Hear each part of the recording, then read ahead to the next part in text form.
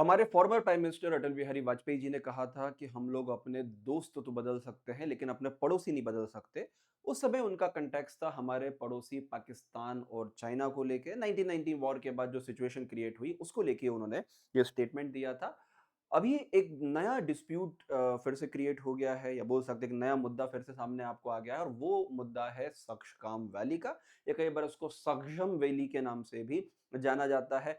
क्या है ये सक्शम वैली का मुद्दा? क्या चीज़ें हैं जो हमको पाक ऑक्यूपाइड कश्मीर को लेने से रोक रही हैं? क्या हर्डल्स हैं जिसके कारण हम लोग पाक ऑक्यूपाइड कश्मीर को कैप्चर नहीं कर पा रहे या जब करने जाएँगे तो क्या-क्या इश्यूज़ इसके अंदर आपको क्रिएट होंगे? इस वीडियो में मैं पवन चौधरी बात करूँगा कि पीओके वापस लेने में सबसे बड़ी अड़चन, सबसे बड़ी हर्डल आपको क्या है और सक्शकाम वैली का जो इश्यू है, इश्यू आपको क्या है? इश्यू शुरू होता है आज से कुछ दिन पहले जहाँ पर चाइना ने सक्शकाम वैली का जो रीज़न था, यहाँ पर उन्होंने इंफ्रास्ट्रक्चर बनाना शुरू कर दिया, वहाँ पे रोड्स और बाकी जो डेवलपमेंट है वो डेवलपमेंट करना शुरू कर दिया और इसका इंडिया ने यूनाइटेड नेशन और चाइना के साथ भी जो रेगुलर जो डीजीएमओस की मीटिंग होती है वहां पर भी इस डिस्प्यूट को या इसको रोकने की आपको बात की।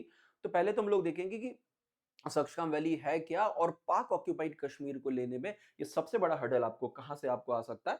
बात है 1947 की व्हेन इंडिया गेट इंडिपेंडेंस। उसके बाद में पाक ऑक्यूपाइड पाकिस्तान है, पाकिस्तान ने हमला किया इंडिया के ऊपर क्योंकि एक नया देश बन गया पाकिस्तान। उसके बाद जो कश्मीर था तो कश्मीर के जो रूलर हुआ करते थे राजा हरि सिंह, उन्होंने थोड़ा सा देर कर दिया कि उनको इंडिया में शामिल होना या पाकिस्तान में शामिल होना है। फाइनली अक्टूबर 1947 में ही डिसाइडेड कि उनको इंडिया के अंदर शामिल होना है और इंडिया के साथ में उन्होंने इंस्ट्रूमेंट ऑफ टैक्सेशन को साइन किया and Jammu and Kashmir become the part of India.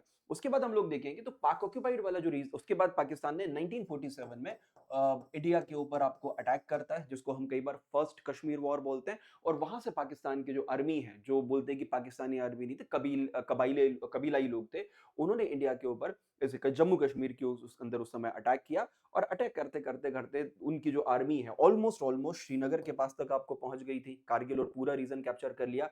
Indian army ने जब रिटेलिएट किया तो उसके बाद ये जो पोजीशन आपको दिख रही है इस पोजीशन तक पाक आर्मी पहुंची और उसके बाद में एक सीज फायर, एक युद्ध विराम जो है उसका डिक्लेरेशन किया और उसके बाद दोनों जो आर्मी है इंडिया और पाकिस्तान तो जहां पर थी वहीं पर आपको रुक गई और उसके बाद ये एक तरीके से लाइन ऑफ कंट्रोल बन गई। उसके बाद 1972 में after the India Pakistan war Bharat ने एक शिमला एग्रीमेंट जिसको हम बोलते हैं, शिमला एग्रीमेंट में लाइन ऑफ कंट्रोल या बोल सकते हैं नियंत्रण रेखा को आपको तय किया और नियंत्रण रेखा के बाद ये लाइन क्रिएट हो जाती है। अब उसके बाद में आप देखोगे तो इसके पहले बिफोर 1972 हम देखेंगे तो 1962 में इंडिया और चाइना के बीच में वॉर हुआ और उस वॉर में चाइना ने ये वाला जो पूरा रीजन है जिसको हम लोग बोलते हैं अक्साई चीन, तो अक्साई चीन का पूरा रीजन है, इस रीजन को चीन ने कैप्चर आपको कर लिया। ठीक है, अच्छा इसके पहले पाकिस्तान ने ऑलमोस्ट ये जो इसके ऊपर वाला जो पूरा रीजन है वो पाक ऑक्यूपाइड कश्मीर का पार्ट बन चुका था। आफ्टर दैट जब 1962 में इंडिया चाइना वॉर हुई तो चाइना जो अक्साई चीन ले चुका है और उसके ऊपर जो पाक ऑक्यूपाइड कश्मीर है इनके बीच में कनेक्टिविटी नहीं थी। उस कनेक्टिविटी ने पाकिस्तान ने जो सक्शकाम वैली है जिसका हम लोग मेन डिस्प्यूट आपको देख रहे हैं, तो इस सक्शकाम वैली को उन्होंने क्या किया, इस सक्शकाम वैली को उन्होंने चाइना को गिफ्ट कर दिया। इनके बीच में 1963 में एक एग्रीमेंट होता है और उस एग्रीमेंट के तहत ये पूरा सक्शकाम वैली वाला जो रीजन है the reason was given to the China. ठीक है, उसके बाद में 1984 में हमने स्पेशली जो सियाचिन ग्लेशियर, ये सियाचिन ग्लेशियर, अच्छा एक चीज आप देखना कि ये यहाँ पर ऑलमोस्ट लोकेशन है किसका, K2 का है ना, जो इंडिया का सेकंड हाईएस्ट पीक है आफ्टर द गॉडविन ऑस्टिन। तो ये K2 के जस्ट नीचे है, आप बोल सकते हैं कि K2 के जस्ट नॉर्थ में आप जाओगे तो सक्शकाम वैली आपको मिलेगा। तो 1963 में पाकिस्तान ने इसको चाइना को आपको दे दिया और उसके बाद में पीओके और जो चाइनीज ऑक्यूपाइड कश्मीर है जिसको मक्साई चीन बोलते हैं उसका और पीओके के बीच की जो कनेक्टिविटी है वो कनेक्टिविटी डेवलप हो गई। खैर उसके बाद हमारी इंडियन आर्मी ने 1984 में एक ऑपरेशन किया, उस ऑपरेशन का नाम था ऑपरेशन मेघदूत और उस ऑपरेशन मेघदूत से सियाचिन वाला जो रीजन है उस रीजन को वैसे तो हमने कैप्चर फिर से आपको कर लिया, लेकिन उस समय पे हम लोग जो सक्शकाम वैली है उसको कैप्चर नहीं कर पाए।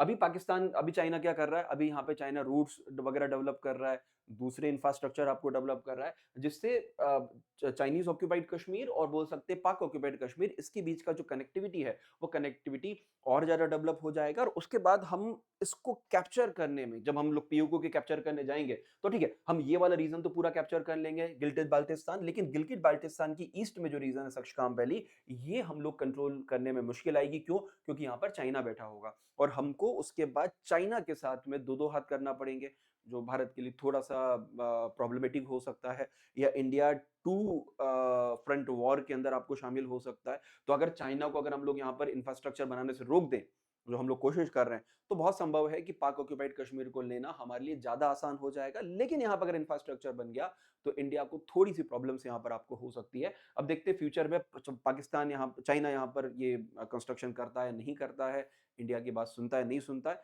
वैसे तो ये रीज़न हमारा था, हमारा है, हमारा ही रहेगा। हमारे मालवा में एक कहावत है कि पावड़ी नातरे दीदी, मतलब आपके यहाँ जो आपका था ही नहीं, उसको आपने किसी और को डोनेट कर दिया, किसी और को आपको दे दिया। तो यही काम पाकिस्तान का है, जो उसका है ही नहीं उसने दूसरे को डोनेट कर दिया। खैर, उनकी हालत तो आप लोग जानते ही होंगे। तो पहले तो वो आईएमएफ के भरोसे और अभी वो अमेरिका के भरोसे आपको ज़िंदा है। लेकिन ये लोग कब तक उसका साथ देंगे? एक समय ऐसा आएगा जो पूरा पाक ऑक्यूपाइड कश्मीर हम लोग कैप्चर कर लेंगे और जो रियल बॉर्डर हमारी है, उसको हम लोग वापस गेन कर पाएँगे। जो अभी हमारा नक्शा है, उस नक्शे को हम लोग रियल सेंस में इम्प्लीमेंट कर पाएँगे। ठीक है? तो देखते हैं फ्यूचर में क्या होता है इस मुद्दे को लेके। तो याद रखिएगा, बड़ा इंपॉर्टेंट मुद्दा है। फ्यूचर में जो भी अपडेट इसको लेके आती है, मैं इसके ऊपर वीडियो और बनाऊँगा आपके लिए। Thank you very much.